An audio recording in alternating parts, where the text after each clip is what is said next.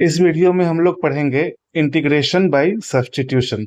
देखिए, बहुत बार आपको क्या होगा कि ऐसे फंक्शंस दिए रहेंगे, जैसे मान लीजिए एफ ऑफ फाइव एक्स और ये इस तरह के फंक्शंस रहेंगे जो आपको दिया होगा कि आपको इंटीग्रेट करना है। तो कई बार ये काफी कॉम्प्लिकेटेड होता है, लेकिन अगर आप उसमें एक पैटर्न आइडेंटिफाई कर पाते हैं कि जो एफ जो फंक्शन एफ है वो जिस चीज का फंक्शन है, तो इस फंक्शन के बाहर यदि उसका डेरिवेटिव है, जैसे कि फाइव प्राइम एक्स क्या है, फाइव प्राइम एक्स जो है it denotes D by D x of five x. तो अगर ऐसा कोई पैटर्न आप आइडेंटिफाई कर पाने में सक्सेसफुल हैं, तो आप देखेंगे कि आप एक सब्स्टिट्यूशन यूज कर सकते हैं, जिससे आपका जो है काफी हद तक प्रॉब्लम जो है सॉल्व हो जाएगा।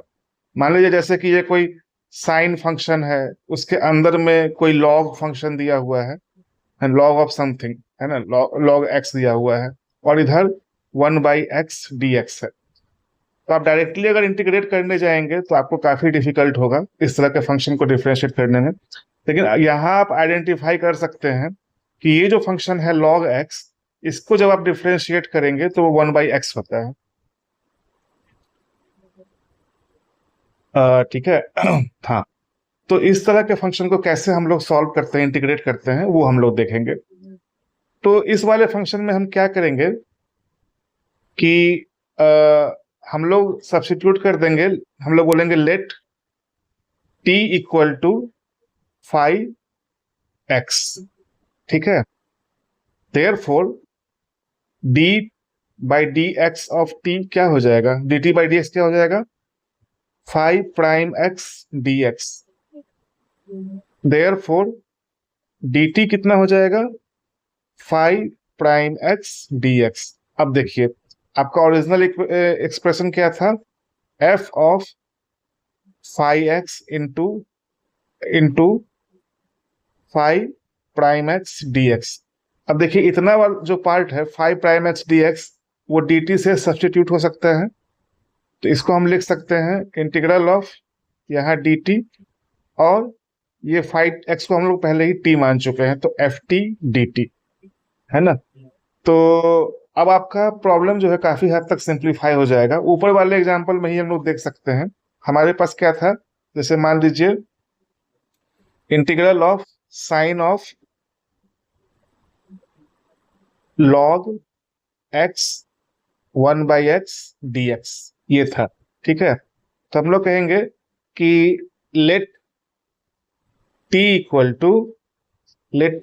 To log x, therefore dt by dx is what, 1 by x, therefore dt equal to 1 by x dx, therefore integral of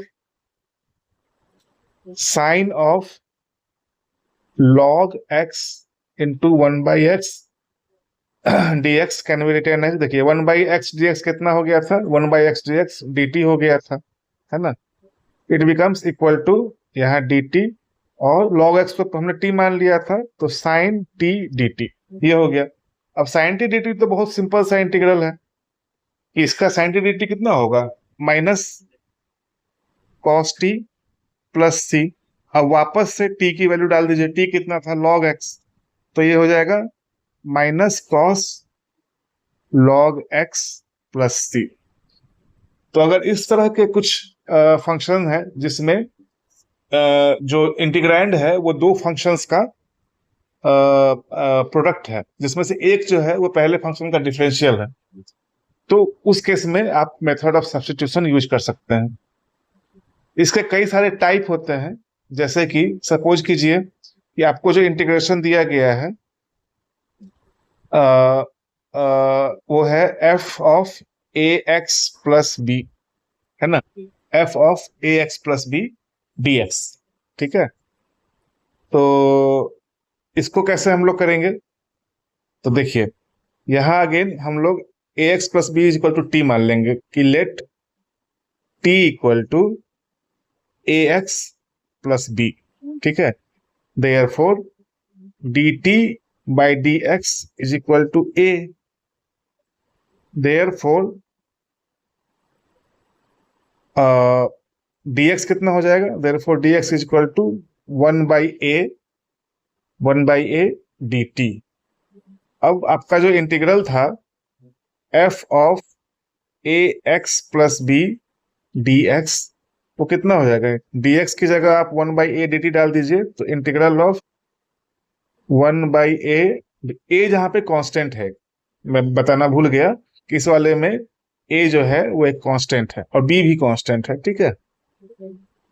1/a dt तो आ ही गया, और ए एक्स प्लस बी को हमने टी माना था, तो एफ टी डी टी। तो इसको इसमें क्या कर सकते हैं आप लोग, 1/a को इंटीग्रल के बाहर निकाल सकते हैं, और रिमेनिंग जो हो जाएगा that will become equal to 1/a F T D T. तो therefore integral of F A x plus B D x, ये आपका ये हो जाएगा। ये एक केस है ना। इसी प्रकार से और भी केसेस हो सकते हैं जो हम लोग आगे एग्जाम्पल्स में देखेंगे। तो चलिए हम लोग कुछ एग्जाम्पल्स जो है वो सॉल्व करते हैं। अब जैसे देखिए यहाँ है एक प्रॉब्लम है कि इवेल्युएट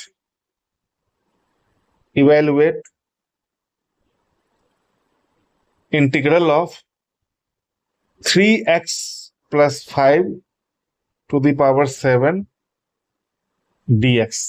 अब ऐसे प्रॉब्लम में अगर आप इवेल्युएट कर, जैसे मान लीजिए स्क्वायर होता 3x प्लस 5 स्क्वायर, तो आप फिर भी वो कर सकते थे, उसको ब्रेक डाउन कर सकते थे और डिकम्पोज कर सकते थे, और फिर इंडिविजुअली आप वो कर सकते थे इंटीग्रेट। अगर क्यूब भी होता है तो भी ठीक था, लेकिन यहाँ पावर 7 है, अगर आप इसको एक्सपेंड करने जाएंगे तो काफी बड़ा जो है एक्सप्रेशन बन जाएगा। तो उससे बेटर क्या है कि हम लोग सब्स्टिट्यूशन का मेथड लगाएं। अब याद कीजिए अभी हमने जस्ट देखा है एफ ए एक्स प्लस बी का फॉर्म, तो ये वही वाला फॉर्म है, ठीक है, जहां पे ए एक्स प्लस बी क्या है 3x प्लस 5। तो हम लोग यहां लिखते हैं let T equal to 3x plus 5, therefore D T by D x is equal to कितना हो जाएगा, d by D x of 3x plus 5 equal to 3, therefore dx is equal to 1/3 dt। इसलिए हमारा जो इंटीग्रल था वो क्या था, 3x plus 5 to the power 7। Okay, so integral 3x plus 5 to the power 7 dx, it becomes equal to integral dx कितना है 1/3 dt, और 3x प्लस 5 कितना था t, so t to the power 7। इसको थोड़ा सा और 1/3 को बाहर ले जा सकते हैं क्योंकि ये कांस्टेंट है, तो 1/3 t to the power 7 dt। अब ये बहुत सिंपल है, आपको पता है कि integral of x to the power n dx कितना होता है, is equal to x to the power n plus 1 over n plus 1 plus c। यहाँ x की जगह t है, ठीक है, कोई भी वेरिएबल हो सकता है। तो ये सिंपली क्या हो जाएगा 1/3 t to the power 7 plus 1 divided by 7 plus 1, ठीक। सो ये कितना हो जाएगा, therefore 1/3 into t to the power 8 upon 8, so 1/24 t to the power 8। अब टी की जगह आप वापस से कितना था, टी की जगह 3x प्लस 5 ये डाल दीजिए, तो 1/24 into 3x plus 5 to the power 8, है ना। यही हमारा जो है और ये प्लस कांस्टेंट, तो ये तो होगा ही प्लस कांस्टेंट, ये मैं बार बार भूल जाता हूं। आपको याद रखना है कि इंडेफिनिट इंटीग्रल में जब तक हम लोग चलेंगे तब तक ये कांस्टेंट रहेगा। तो हाँ, तो देयरफॉर हमारा गिवन प्रॉब्लम क्या था, integral of 3x plus 5 to the power 7, यही था ना। हाँ, ये 3x plus 5 to the power 7।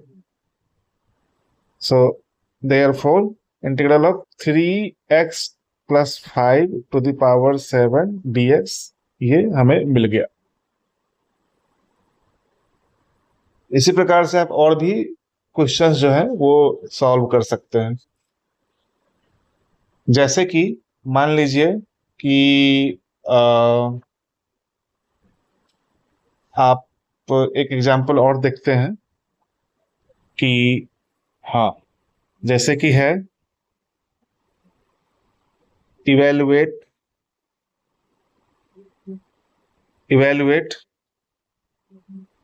log x by x dx, है ना। तो इसमें से आप किसको t मानेंगे? यहाँ देखिए log x का डेरिवेटिव होता है 1/, अभी हमें पता है कि d by dx of log x जो होता है इज इक्वल टू 1/x होता है, ठीक है। तो इसीलिए हम लोग log x को ही t मानेंगे यहाँ पे, ठीक है। तब वो फॉर्म आएगा कि ये बनेगा integral of f x into f prime x d x, वो वाला वो बन जाएगा ये। तो simply let T equal to log x, therefore D T by D x is equal to d by D x of log x equal to 1/x, therefore dx कितना हो जाएगा 1/x, सॉरी नहीं, यहाँ पे क्या हो जाएगा dt equal to 1/x 1/x dx, ठीक है। सो इसलिए हमारा जो प्रॉब्लम है, देयरफॉर क्या था problem, log x by x था ना, हाँ log x by x, integral of log x by x dx it becomes equal to, देखिए 1/x dx यहाँ पे है, ये 1/x dx है और log x है, तो 1/x dx कितना है dt है, तो ये dt और log x तो अपने आप में t है ही, तो t सिंपली आ गया, तो it is t 1 + 1 over 1 + 1 plus c, so half t square plus c is equal to half t कितना था log x, so log x का स्क्वायर प्लस c, इसलिए हमें ये मिल गया।